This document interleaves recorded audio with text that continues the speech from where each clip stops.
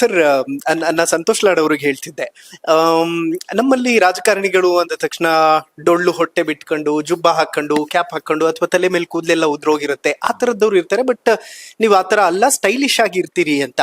ಆ, ನೀವ್ ಯಾರ ಸ್ಟೈಲ್ ನ ಫಾಲೋ ಮಾಡ್ತೀರಿ ಅಂತ?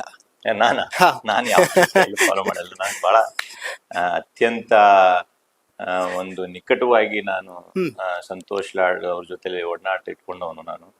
ಅವ್ರ ಸ್ಟೈಲ್ನು ತುಂಬಾ ನಾನು ಮೆಚ್ತೀನಿ. ಒಳ್ಳೆ ಸ್ಟೈಲಿಶ್ ಮತ್ತೆ ಮೋಸ್ಟ್ ಏನೋ ನಾಲೆಡ್ಜ್ ಅಲ್ಲ, ನಾಲೆಡ್ಜ್ಕ್ಕಿಂತ ಒಂದು ಜನ ಮುಂದೆ ಹೋದಾಗ ಜನರು ನಿಜವಾಗೂ ಅವ್ರ ಬಗ್ಗೆ ಎಷ್ಟು ಪ್ರೀತಿ ಇದೆಯಾ ಅನ್ನೋದು ಜನರ ಮುಂದೆ ಹೋದಾಗ ಗೊತ್ತಾಗುತ್ತೆ. ಹೌದು, is a very stylish natural leader. ನಾನ್ ನೋಡಿದಂಗೆ one of the most natural leaders, stylish leaders. ನಂದು ಅವ್ರದ್ದು ಏನಂತಂದ್ರೆ ಒಂದೇ ಶರ್ಟ್ ಸೈಜ್. ಕರೆಕ್ಟ್. ನಂದು ಅವ್ರದ್ದು ಒಂದೇ ಶರ್ಟ್ ಸೈಜ್. ಹಂಗಾಗಿ ಅವ್ರದ್ದು ಬಹಳ ಸಲ ನಾನು ಶಾಪಿಂಗ್ ಹೋಗ್ತಿದ್ವಿ. ಶಾಪಿಂಗ್ ಹೋಗಿ ಇಬ್ರು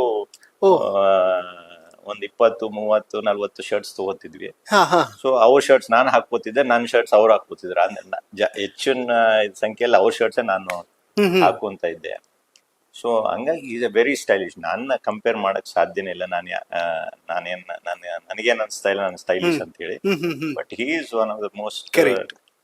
ಇತ್ತೀಚೆಗೆ ಒಂದು 10 years 15-20 years ಒಂದು ರಾಜಕಾರಣದಲ್ಲಿ ನೋಡಿದಂಗೆ most stylish and most versatile ಒಂದು ಪೊಲಿಟಿಷಿಯನ್ ಅಂತಂದ್ರೆ ಸಂತೋಷ್. ಹೃದಯನಿಂದ ಒಂದು ದೊಡ್ಡ ಮನಸ್ಸಿದ್ದಂತ ಒಂದು ವ್ಯಕ್ತಿ. ಇವತ್ತು ಫ್ರೆಂಡ್ಶಿಪ್ಗೆ ಏನ್ ಬೇಕಾದ್ ಮಾಡಂತ ಒಂದು ವ್ಯಕ್ತಿ ಅಂತಂದ್ರೆ ಅದಕ್ಕೆ ಸಂತೋಷ್ ಲಾಡ್ ಅಂತ ಹೇಳಿ. ದಾದಾ ನಾನ್ ದಾದಾ ಅನ್ನೋದ್ರಲ್ಲಿ ನಾನು ಅಣ್ಣ ಅಂತೀರಿ. ಓಕೆ ಸರ್, ಅದೇ ನಾ ಹೇಳ್ತಿದ್ದೆ ಅವ್ರಿಗೆ, ಫ್ಲೈಟ್ ಅಲ್ಲಿ ಓಡಾಡೋದು ಗೊತ್ತು, ಫುಟ್ಪಾತ್ ಮೇಲೆ ನ್ಯಾಯ ಪಂಚಾಯಿತಿ ಮಾಡೋದು ಸಂತೋಷ್ ಲಾಡಿಗೆ ಗೊತ್ತು ಅಂತ. ಈ ಫ್ಲೈಟ್ ಮತ್ತೆ ಫುಟ್ಪಾತ್ ಎಷ್ಟು ಮ್ಯಾಟರ್ ಆಗ್ತದೆ ಒಬ್ಬ ರಾಜಕಾರಣಿಯ ಜೀವನದಲ್ಲಿ ಅಂತ? ಅದು ವೈಯಕ್ತಿಕ ನೋಡ್ರದೆ ಹೇಳ್ತಾ ಇದೀನಿ. ಗಾಂಧಿ ಅವ್ರದ್ದು ಇತ್ತು ವರ್ಲ್ಡ್. ಏನವರು ಸೌತ್ ಆಫ್ರಿಕಾ ಇದ್ದವರು, ಬ್ಯಾರಿಸ್ಟರ್ ಆದವರು, ಇಂಗ್ಲೆಂಡ್ ಅಲ್ಲಿ ಆ ಕಾಲದಲ್ಲಿ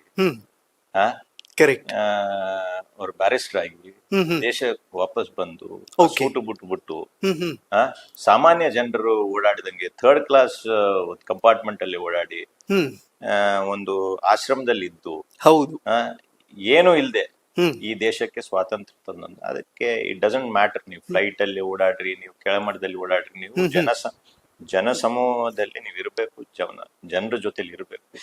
ಅವ್ರ ಒಂದು ಕಷ್ಟ ಸುಖದಲ್ಲಿ ನೀವು ಭಾಗಿಯಾಗಬೇಕು. ಮತ್ತೆ ಅವ್ರ ಯಾವ ರೀತಿ ಅವರ ಕಷ್ಟಗಳನ್ನ ನಾವು ನಿವಾರಣೆ ಮಾಡಬಹುದು ಅನ್ನೋದನ್ನ ನಮ್ಗೆ ಗೊತ್ತಿರಬೇಕು. ಅದು ಲೀಡರ್ಶಿಪ್ ಅಂತ. ಓಕೆ,